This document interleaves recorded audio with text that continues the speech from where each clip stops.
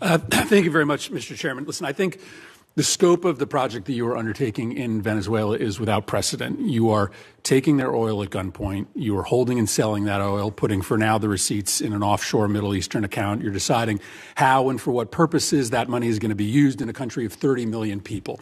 I think a lot of us believe that that is destined for failure. And I know that you're telling us today just to be patient, but a month later, we have no information on a timetable for a democratic transition. Maduro's people are still in charge. Most of the political prisoners are in jail. And by the way, those that have been let out have a gag order on them from the government. The opposition leader is still in exile.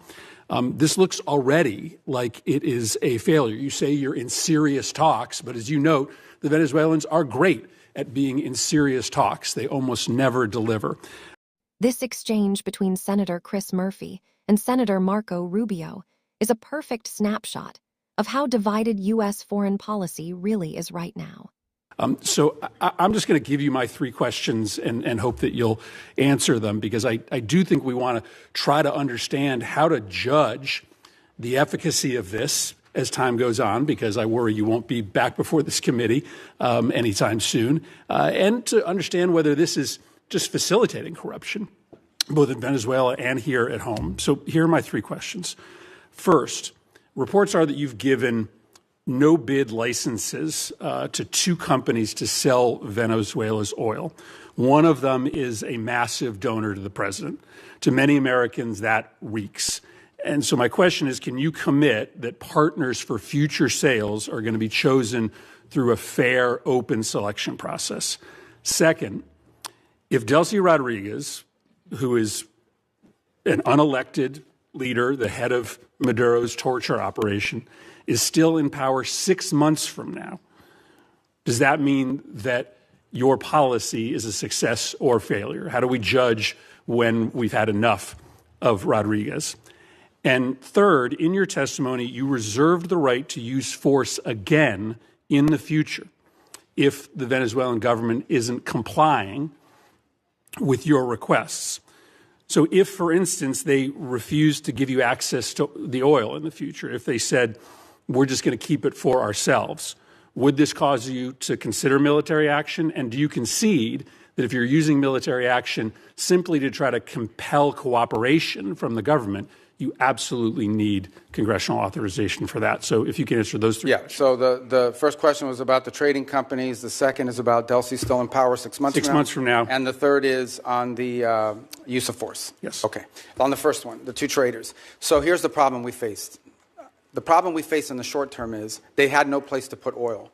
They were running out of storage capacity for their oil. We had to move that oil to market very quickly. The only way to move it to market very quickly is to plug into these two primary trade companies that could sell it in the open market. That is not the permanent outcome here. That is a short-term fix to a short-term problem, which is they were literally storing oil. They brought in tankers and had tankers sitting offshore just to hold their oil. At some point, their capacity to produce was going to be shut down and their ability to generate revenue. So we had to move that oil very quickly. The long-term plan is not those two trading companies. The long-term plan is for them to have a normal energy program that sells directly into the market, directly to refineries and to companies that are exploiting and exploring it. For example, Chevron has operations there that never stopped. They seek to expand those operations. They don't need those trading companies. So those trading companies were a short-term fix for a very acute problem because we wanted to prevent societal collapse because they had no money for revenue. On the second point about her being still in power, look, let me say this, a couple things. This is not unprecedented. I can point to a number of places, Spain, Paraguay, two examples of places in which there was a transition, from an autocratic regime to a democratic regime, and it took time. I can't give you a timeline of how long it takes. It can't take forever. It's not even been 4 weeks since Maduro was reduced. A year, two Well, I think years? we need to be, let me put it to you this way, we need to be much further along 6 months from now, even 3 months from now. That may not be satisfactory to you, but I'm saying we have to be much further along 3, 4, 5 months. 3 or 4, 5 months from now cannot look like what today looks like. And I think there's acknowledgement on both sides of that. I can probably give you a better answer, and this is not deflecting, when we finally have people on the ground like the ambassador and the team around her on a daily basis that are interacting. Because one thing is for me to pick up the phone and talk to Delcy Rodriguez 3 times a week. week. Another thing is to have someone on the ground on a daily basis that's following these events, is talking to civil society, but also engaging with interim authorities. But the fact of the matter is that, yes, we want to see quick progress. As you said, it's unprecedented, okay? All I'm saying to you is, before this was stagnant. Before this, we had spent 14 years, you were involved in some of those efforts, 14 years trying to change the dynamic in Venezuela. 13, 12, 11, 10. It was a big part of my career in the Senate was spent on this. This is the first time in over a decade that we see even the glimmer of an opportunity to change conditions. A lot of that will depend on us, but a lot of that will depend on them. And it also will depend on the rest of Venezuelan society. How quickly can we get all these Venezuelans that want to go back to Venezuela and participate in civic and economic life back to Venezuela? That's going to be critical here. We recognize that. So yes, we have to be much further along in 6 months. We expect to be further along. And if we're not, I'll tell you. We'll tell you. On the third point of use of force, look, the president never rules out his options as commander-in-chief to protect the national interest of the United States. I can tell you right now with full certainty, we are not postured to, nor do we intend or expect to have to take any military action in Venezuela at any time. The only military presence you'll see in Venezuela is our Marine Guards at an embassy. Okay, that is our goal, that is our expectation, and that is what everything that outlines towards. But if that said, if an Iranian drone factory pops up and threatens our forces in the region, the president retains the option to eliminate that threat. I'm asking a more specific question because in your testimony you suggest that you would use force to compel cooperation, for instance, with oil sales. Do you agree that you have to come to Congress to get authorization if you were simply using force to try to compel cooperation? Well, there's two things. There's the it seems like under the War Powers Act. No, under the War Powers Act, if we're going to be involved in something that's going to put us involved in a sustained way, we have to notify you within 48 hours after the fact, and then if it's going to last longer than 60 days, we have to come to Congress with it. We don't anticipate either of these things having to happen. Everything is moving in a very different trajectory right now. On the other hand, if we tell them we don't want to see drones from Iran, as an example, pointed at the United States or threatening our forces or our presence in the region or our allies' presence in the region, and they refuse to comply with that, the president does reserve the option in self-defense to eliminate that threat. We don't see that. We don't anticipate it. But it could happen. But we hope not. We don't want it to happen. On the contrary, if we had to take military action, it would set us back on all these other things that we're talking about. I can tell you military action is not good for, recovery and transition. That's not what we hope to see. It's certainly not our goal here. But a lot of that will depend on them. But I think it would require the emergence of an imminent threat of the kind that we do not anticipate at this time. But that's not. They get a vote on that too. Senator Brasso. On one side, Murphy is openly skeptical of an aggressive Venezuela strategy that puts the U.S. in control of another country's oil and revenue.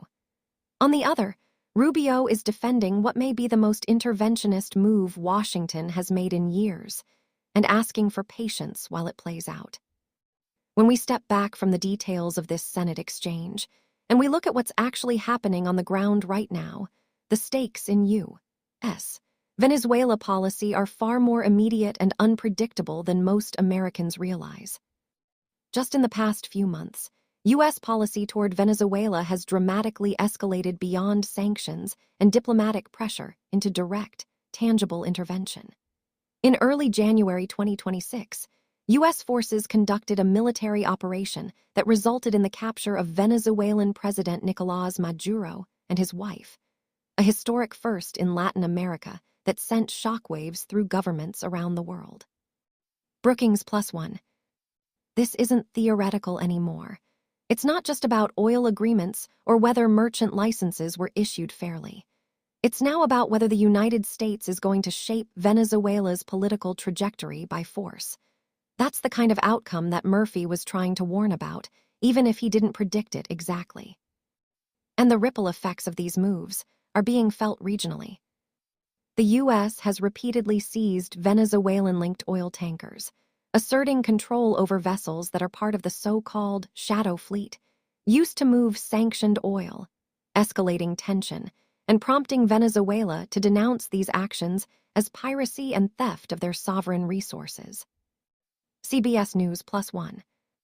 Regional players and Venezuela's allies have condemned the U.S. actions, with some accusing neighboring countries of complicity in these seizures, and others warning that Washington's moves could destabilize wider Caribbean politics. Anadolu Agency. Meanwhile, Delcy Rodriguez, the very interim leader Murphy referenced in his questions, has publicly vowed to rescue Maduro and reclaim power, demonstrating that internal Venezuelan divisions are far from resolved. RTS, CH+1. This new reality heightens the very concerns Murphy raised, but couldn't yet articulate fully, because at the time, no one could foresee how drastically the situation would escalate. Let's be honest, the U.S. isn't just trying to sell Venezuelan oil anymore. The U.S. is actively reshaping who holds power in a sovereign country, a move that should make every American pause and ask, who gets to decide when intervention ends and sovereign autonomy begins? Where is Congress's say on all of this? And how do we define success when the regime is overthrown, but the country remains fractured, impoverished, and potentially in conflict? Rubio's assurance that we're not looking for military action now rings very differently when viewed in today's context. Where military force was used, U.S. assets are controlling oil flows, and the economic lifeblood of Venezuela is being weaponized as leverage. That's essentially the scenario Murphy was warning about, and now we're living it. And while the administration insists these moves are about stability and transition, history shows us that such extraordinary interventions rarely end cleanly. Chaos, power vacuums, humanitarian crises, and long guerrilla insurgencies are often the unintended outcomes of heavy-handed foreign involvement, from Iraq to Afghanistan, Libya to Syria. What's happening in Venezuela now isn't just a policy dispute between senators. It's a moment that could define American foreign policy for a generation. It's a test of our constitutional norms, as a president asserts powers that even legislators like Murphy fear are overreaching. It's a real-world test of Murphy's central thesis, that without clear benchmarks, accountability, and democratic safeguards, even well-intended foreign interventions can become permanent entanglements with devastating human costs. So here's the real question I want you to grapple with. Is this the kind of foreign policy we want as a nation? One where U.S. military power is used, with or without full congressional authorization, to overthrow leaders, seize strategic resources, and reshape another country's political future. Because if 6 months from now Venezuela still grapples with instability, economic collapse, or refugee flows, and the U.S. is still calling most of the shots, then Murphy's skepticism won't look pessimistic or obstructionist. It will look prescient. And that's why this debate truly matters.